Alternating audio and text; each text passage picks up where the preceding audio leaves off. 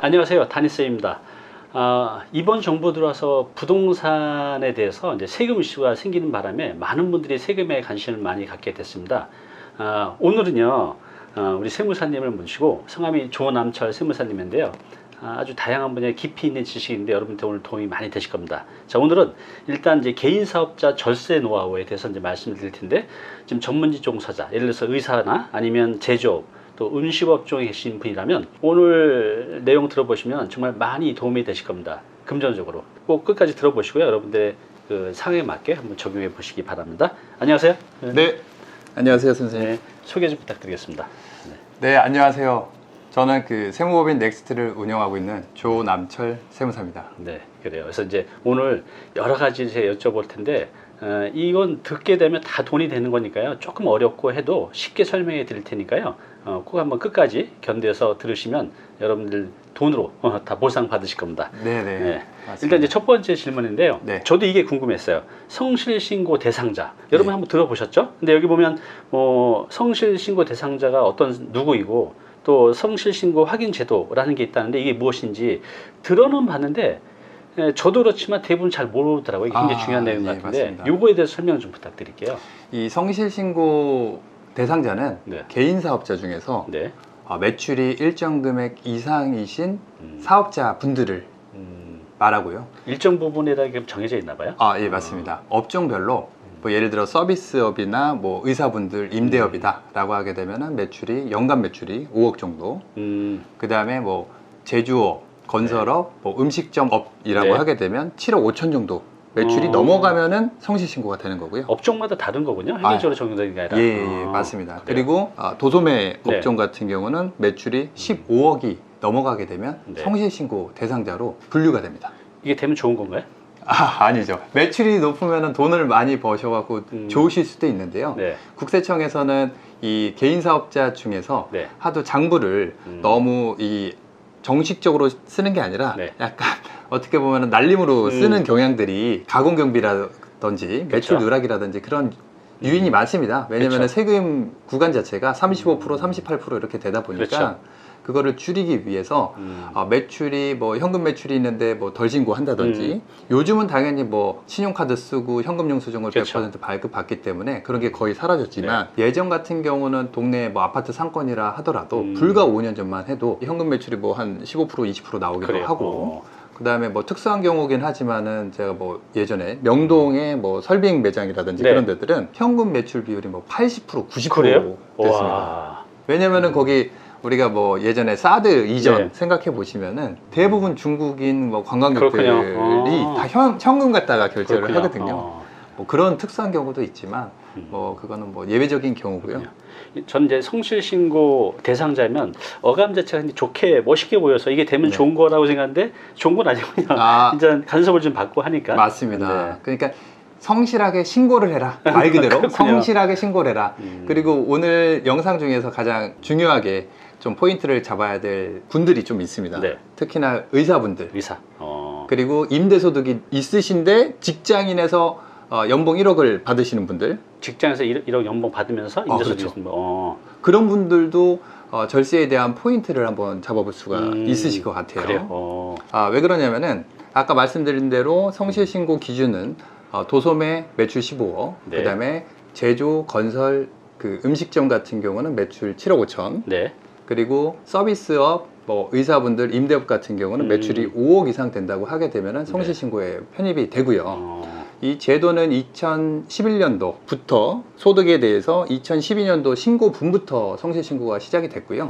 그 다음에 성실신고를 유도를 하고 그거를 한번 누가 중간에서 검증을 하는 사람이 있습니다. 네. 당연히 세무에 대한 전문가인 뭐 세무사, 회계사, 네. 그 다음에 세무법인, 회계법인이 그 성실신고를 확인을 해줄 수가 있고요. 네. 그 다음에 이제 확인에 대한 내용은 궁극적으로 매출 누락은 없는지, 그 다음에 비용을 과다하게 넣은 건 없는지를 확인하게 되어 있습니다. 그럼 내가 매출을 줄인다든가 또 매입을 좀 과다하게 네. 조금 약간 편법으로 늘린다든가 네. 이런 것들을 이렇게 좀 무리하게 하다가 네. 걸리면 굉장히 큰 불이익이 생길 수도 있는 거죠. 그 불이익이 아까 성실신고 대상을 확인을 해주는 세무사나 회계사가 확인을 해주는 거예요. 그렇군요. 세무사가 확인을 해주는데 그 매출 누락이나 비용 과다한 거를 세무사가 잡아내야 돼요. 어. 그거를 못 잡아내면 세무사들이 징계를 받는 거예요. 세무사님도 징계 받아요? 맞아요. 어유 그래요? 무섭네요. 그렇기 때문에 절대 이제 매출 누락이 있으면 안 되겠죠. 그렇군요. 그리고 성실신고 확인 대상자는 통장을 까본다. 보통의 개인 사업자는 통장을 안 까거든요. 네. 법인만 보통 통장을 다 제출을 하는데 성실신고 대상자는 통장 내역까지 모두 거래를 본다. 그렇기 때문에 그래요? 세금에 있어 갖고는 꼼짝 마라라고 이제 볼 수가 있을 것 같습니다. 그 개인 사업자 통장인데 그 국세청에서 만들어 이렇게 볼 수가 있나 봐요? 통장을 이제 세무 대리인이 세무사가 보고서 그 잔액을 넣게 되어 있습니다. 그래요? 궁극적으로 모든 거래 내역을 넣는 건 아닌데 최종 그 예금에 대한 잔액 정도는 신고를 하게 돼 있기 때문에 예금 잔액을 알려고 그러면 거래 내역을 다 그러겠네요. 한번 스캔을 해야 되는 거죠. 네. 그렇습니다. 하여튼 조심해야 된다. 예, 예전처럼 굉장히 얼렁뚱땅했다면 큰일 난다. 얼렁뚱땅 했다가는 그 몇 억 그 세금이 추징이 될 수 있습니다. 그렇군요. 네. 그러면 이제 성실신고 대상자가 좋은 건지 되면 오히려 굉장히 FM대로 해야 되고 맞습니다. 또 그에 대한 이제 세금도 정확히 내야 되는데 그럼 이걸 다 피하고 싶어 할 것 같아요. 그럼요. 피할 수 있는 뭔가 뭐 어느 정도 막 못 피하지만 어느 정도 네. 상황에서 또 왔다 갔다 하는 그 경계점에서는 피할 수 있는 방법이 있을 것 같은데. 맞습니다. 피할 수 있는 경우가 있고 그래요? 못 피하는 경우가 있습니다. 예를 들어 갖고 아까 기준 금액을 5억 7억 5천 그 15억을 네. 말씀을 드렸는데 한 사업장에서 그 기준 금액을 초과하면은 그냥 빼박인 거예요. 한 사업장에서요? 네, 한 사업장에서. 네. 하지만은 뭐 중간에 뭐 법인 전환을 한다든지 네. 명의가 달라지면은 상반기 매출이 예를 들어 뭐 서비스업인데 4억이에요. 네. 그리고 하반기에 법인 전환을 해갖고 법인에서 매출이 또 4억 나왔어요. 그러면 어쨌든 개인 사업장에 대한 매출 자체는 4억이지 않습니까? 네. 그러면 서비스 5억 기준을 넘지 않기 때문에 성실이 아닌 거죠. 그럴 수도 있죠. 그럼 요 타임에 보고 내가 법인 전화를 한번 고려를 해봐야겠네요. 그런 상황에서는. 그렇죠. 갑자기 순이익이 많이 늘어나고 매출이 많이 올라가고 그다음에 세금이 많을 것 같다라고 하게 되면 확인을 할 수가 있고요. 또 어떤 경우가 있냐면은 우선은 그 성실신고 대상자를 피하는 경우도 있는데 네. 판단을 성실신고 대상자인지에 대한 그 판단을 어떻게 하는지 기준부터 알 필요가 있습니다. 그렇죠. 기준을 알아야겠죠, 내가. 자, 우선 첫 번째 판단 기준은 네. 한 개의 사업장이 있다. 네. 그러면은 한 개의 해당 사업장에 대한 매출로 판단을 합니다. 네. 아주 단순하죠. 그렇죠. 그냥 매출을 하는 거죠. 네. 근데 그분이 예를 들어 원장님이에요. 네. 원장님인데 기존에 의원에서 매출이 5억이 나오고 있었어요. 네. 그럼 이미 성실신고죠. 그렇죠. 근데 플러스 임대소득이 한 2억 정도가 또 발생이 돼요. 그럴 수 있죠. 그럼 7억이잖아요. 네. 그러면은 병원뿐만 아니라 임대사업장도 성실신고가 되는 거예요. 이게 합산이 되는 건가요? 합산이죠. 그렇군요. 명의가 동일하면. 그러다 보니까 임대사업장도 사실은 일반 복식국이라든지 간편장부라고 하게 되면 사실은 좀 경비를 네. 어느 정도는 넣어주기는 합니다. 많이는 아니지만. 네. 근데 성실신고라고 하게 되면은 그런 것도 굉장히 부담이에요, 사실은. 모든 그렇죠. 것들에 있어서. 그게 만약에 카페였다라고 하게 되면은 사실은 경비가 가사경비와 그 실제 사업경비의 경계선이 실무를 하다 보면 조금 애매한 경우들이 많이 있거든요. 그러겠죠. 네. 그런 부분에 있어갖고 성실신고가 아니라고 하게 되면은 좀 이렇게 많이 배려를 해드릴 수가 있지만 성실신고라고 하게 되면은 조금 원리 원칙대로 할 수밖에 없다. 그럼 만약에 이제 의사 선생님이 내가 연 5억이 넘어갔다. 네. 근데 월세를 받기 위해서 뭐 오피스텔이나 상가나 조그만 건물을 샀다. 네. 이때 본인 명의보다는 아내 명의로 하는 게 그렇죠. 해야 될 상황이 생길 수도 있겠네요. 맞습니다. 성실납세자를 면하려면. 예, 맞습니다. 보통 원장님들이 이제 상가나 요즘 그리고 꼬마 빌딩 워낙 그 붐이기 때문에 그렇죠. 그런 빌딩들, 상가들 다 갖고 계세요. 웬만하신 분들이. 그렇죠. 네. 그러다 보니까 그런 임대소득에 대한 세금을 너무 아까워하시고 그리고 원장님들 워낙 소득 재원이 좋기 때문에 그렇죠. 대출도 많이 안 끼고 사시는 경우도 많거든요, 사실. 그러면 그런 경우에도 좀 임대소득에 대한 세금이 많고요. 그 다음에 다만 이런 경우가 있을 수가 있습니다. 의원은 당연히 원장님 단독개원이었다고 하게 되면은 네. 5억에 대해 갖고 성실신고이죠. 네. 그런데 임대사업장이 와이프랑 뭐 10억짜리 뭐 상가를 투자를 했어요. 네. 그래서 5대5 명의를 하게 되면 이거는 공동사업장이 됩니다. 그래요. 사업자 등록증에 의원은 당연히 그 원장님만 들어가 단독으로 있고, 있고. 그 다음에 1층 상가에 대한 명의는 원장님과 배우자가 들어가 있는 거예요. 그러면은 사업자가 개별로 합산하지 않고 개별로 판단합니다. 개별로요. 예.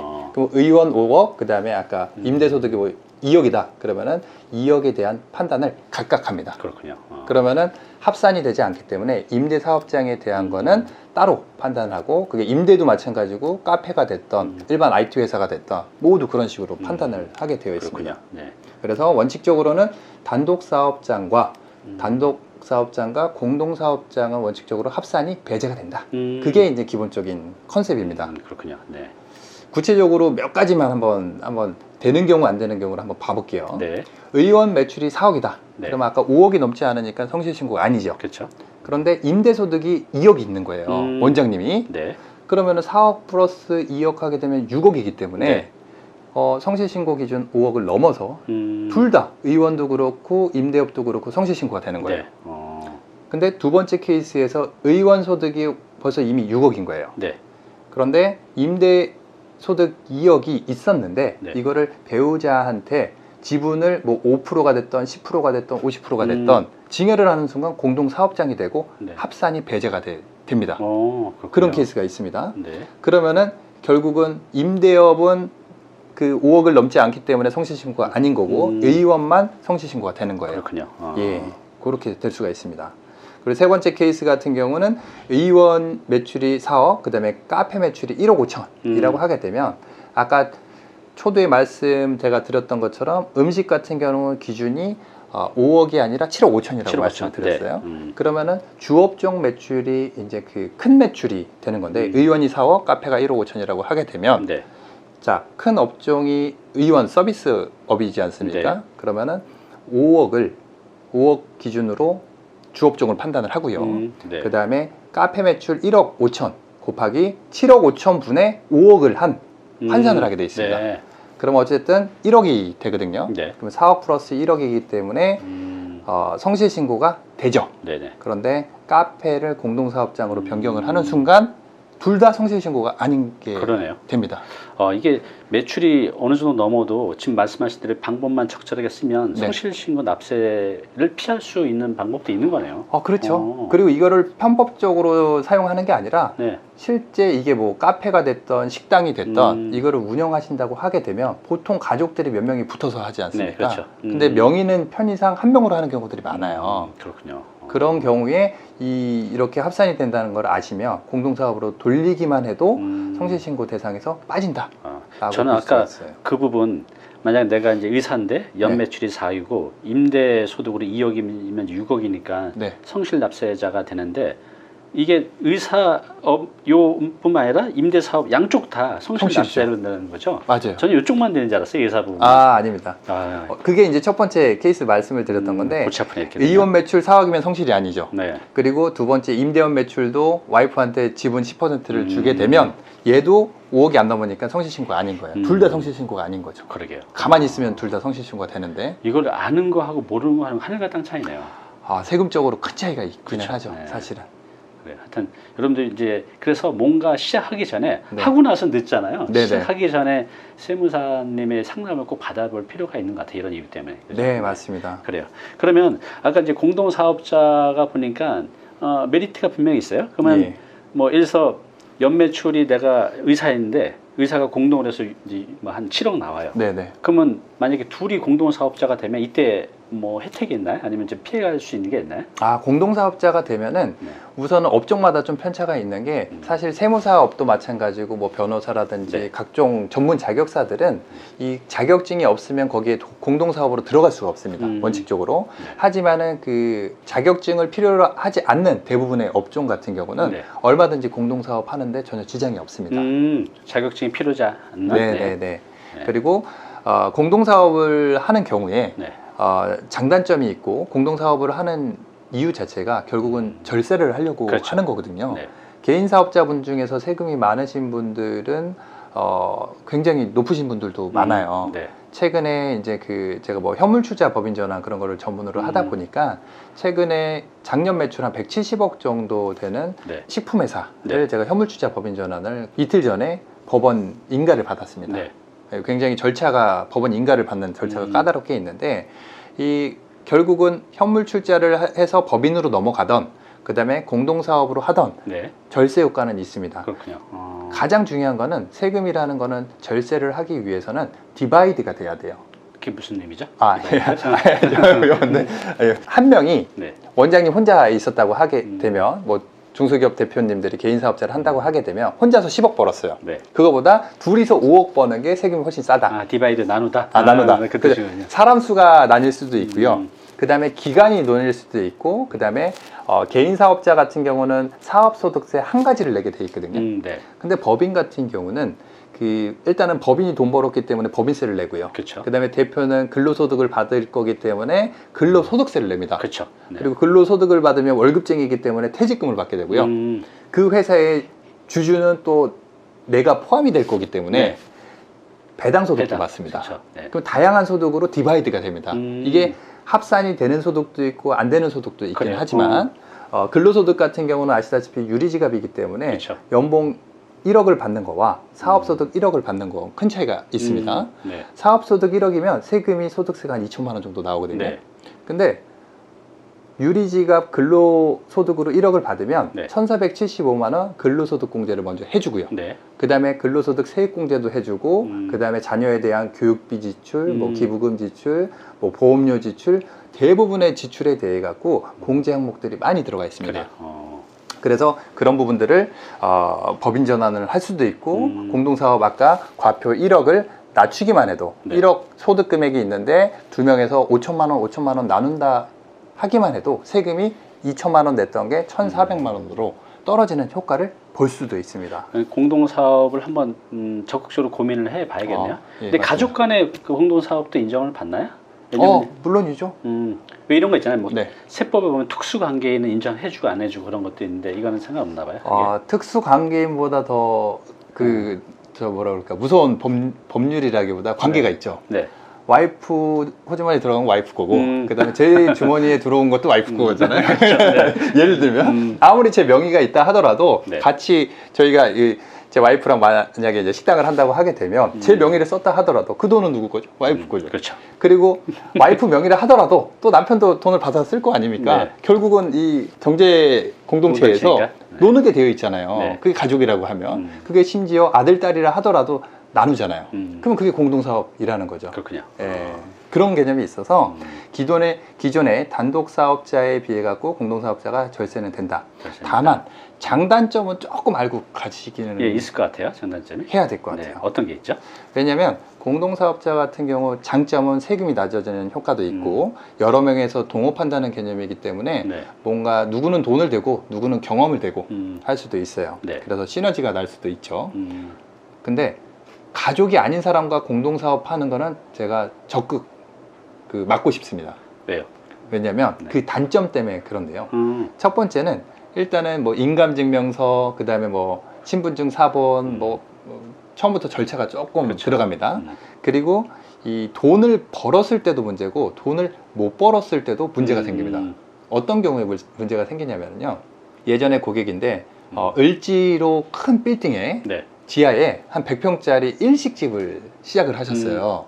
근데 100평이요? 엄청 크네요. 엄청 크죠. 그래서 투자금이 거의 뭐 한 10억 가까이 들어갔던 것 같아요. 근데 지인분이 네. 선뜻 내가 너한테 투자를 해주겠다. 투자를 해주겠다 그런 거예요. 네. 그래서 10억이 들어가는데 5억 정도를 투자를 한 거예요. 네. 그런데 그분이 사실은 알고 보면은 이쪽 그 외식업계의 그 사촌이었어요. 그래요? 굉장히 외식업계 대부님의. 그래요. 그러다 보니까 그 사람이 그런 관계가 있다고 하니까 그 사람이 식당을 한다고 그러니까 괜히 잘 될 것 같은 거지. 그럼 내가 투자를 할게 네. 했어요. 근데 1년 만에 완전히 망했습니다. 그래? 왜요? 다 조건은 좋은데. 식당을 처음 해봤거든요.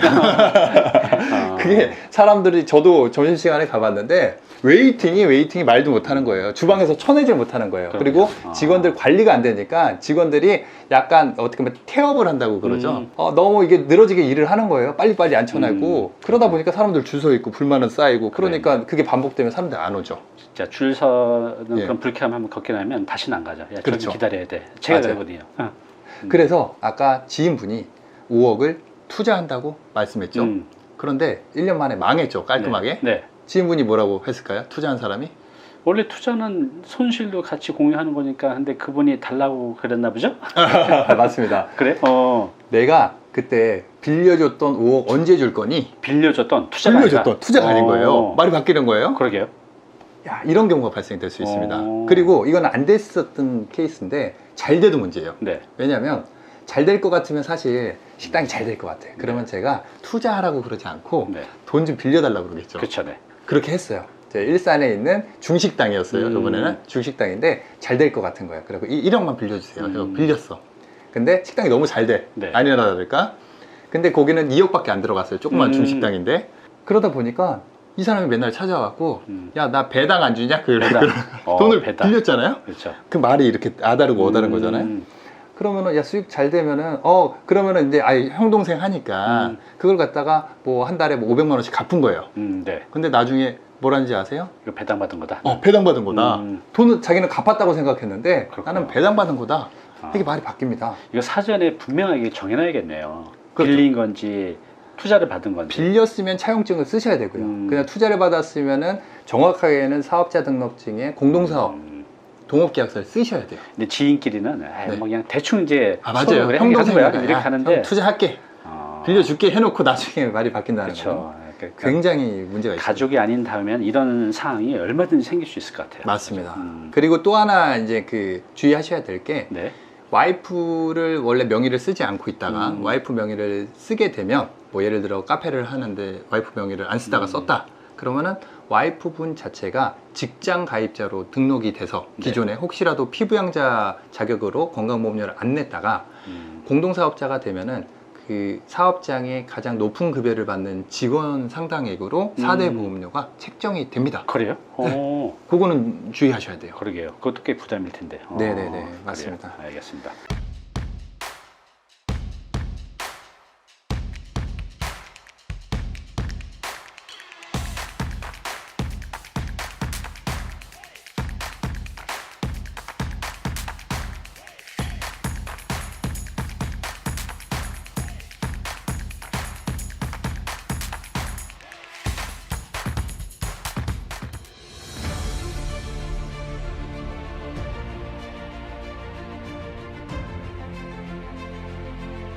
네, 오늘 정보 도움이 좀 되셨나요? 앞으로 이런 정보 계속 받아보실 분은요, 여기 구독 부탁드리고요. 그 다음에 오른쪽은 제가 추천하는 영상입니다. 꼭 한번 보시기 바랍니다.